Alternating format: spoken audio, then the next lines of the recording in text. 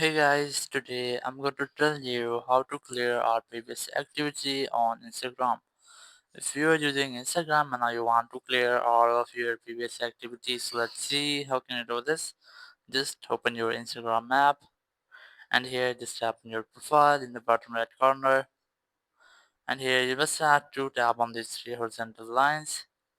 If you'll open the menu, from here just select account center and then tap on your information and permissions.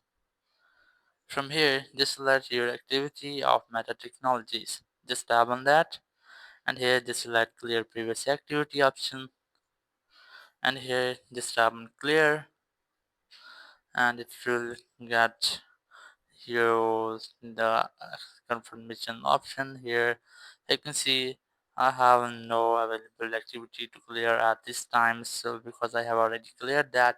So in this way you can easily clear all previous activity on Instagram. Thank you very much for watching the video. Until next video, bye bye.